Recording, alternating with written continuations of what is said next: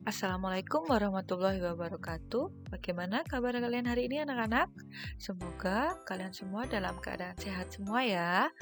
Hari ini ketemu lagi dengan Bu Yona. Kita akan belajar tentang sistem pernafasan pada manusia.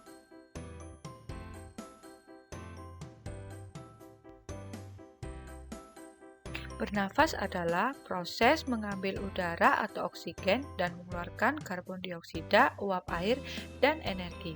Tujuan bernafas adalah untuk menghasilkan energi.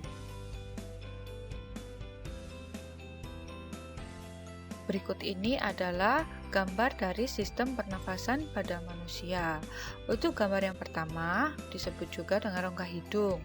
Udara masuk melalui lubang hidung, kemudian ke rongga hidung. Fungsinya untuk menyaring udara yang masuk dibantu dengan rambut hidung dan selaput lendir. Gambar kedua adalah faring, berfungsi menyalurkan udara ke laring. Gambar nomor 3 adalah gambar laring atau tekak atau biasa kita sebut dengan jakun, berfungsi menghubungkan faring dan trakea.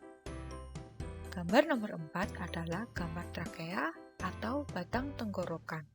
Fungsinya adalah menyaring udara dengan bantuan rambut getar atau silia. Berikutnya adalah gambar dari bronkus, berfungsi mengalirkan udara ke paru-paru. Berikutnya, gambar alveolus yang terletak di dalam paru-paru merupakan tempat pertukaran oksigen dan karbon dioksida. Alveolus berbentuk seperti buah anggur. Nah, yang terakhir adalah gambar dari paru-paru. Paru-paru merupakan organ utama pernafasan pada manusia. Terdapat selaput tipis yang melindungi paru-paru, disebut dengan pleura. Proses pernafasan pada manusia. Udara atau oksigen masuk ke dalam lubang hidung, lalu masuk ke dalam batang tenggorokan. Batang tenggorokan adalah sebuah pipa mulai dari belakang hidung dan mulut, lalu turun ke paru-paru. Dari batang tenggorokan, udara masuk ke dalam paru-paru. Di dalam paru-paru, oksigen terserap ke dalam pembuluh darah halus.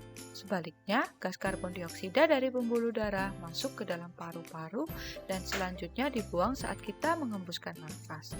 Nah, saat menghembuskan nafas, kita mengeluarkan gas apa anak-anak? Iya, tepat sekali, yaitu gas karbon dioksida.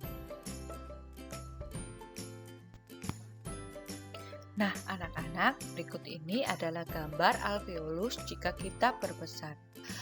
Bentuknya seperti bergelembung dan menyerupai buah anggur. Fase pernafasan pada manusia itu ada dua. Yang pertama adalah fase pernafasan inspirasi dan yang kedua adalah fase pernafasan ekspirasi. Fase pernafasan inspirasi adalah proses ketika udara masuk ke dalam sistem pernafasan. Inspirasi ini terjadi ketika kita sedang menghirup udara. Nah, ketika kita sedang menghirup udara, kita menghirup gas apa, anak-anak? Ya, benar, oksigen. Berikutnya adalah fase pernafasan ekspirasi. Adalah proses ketika udara keluar dari saluran pernafasan. Ekspirasi terjadi saat kita menghembuskan nafas atau mengeluarkan udara dari paru-paru. Bernafas membutuhkan kekuatan otot. Otot pernafasan utama adalah diafragma. Diafragma terdapat pada bagian bawah rongga dada dan berbentuk seperti kubah. Gambar yang Ibu beri panah warna hitam itu adalah gambar dari diafragma. Nah, saat kita menghirup udara, diafragma akan berkontraksi menjadi lebih datar. Saat itu paru-paru membesar karena menampung udara yang kita hirup. Sebaliknya, saat membuang nafas, otot diafragma akan relaksasi dan otot tulang rusuk mengendur. Paru-paru mengkerut lagi ke ukuran yang lebih kecil dan menghembuskan udara pengap yang berisi karbon dioksida. Demikian penjelasan dari Ibu tentang sistem pernafasan pada manusia. Sampai ketemu lagi ya anak-anak. Wassalamualaikum warahmatullahi wabarakatuh.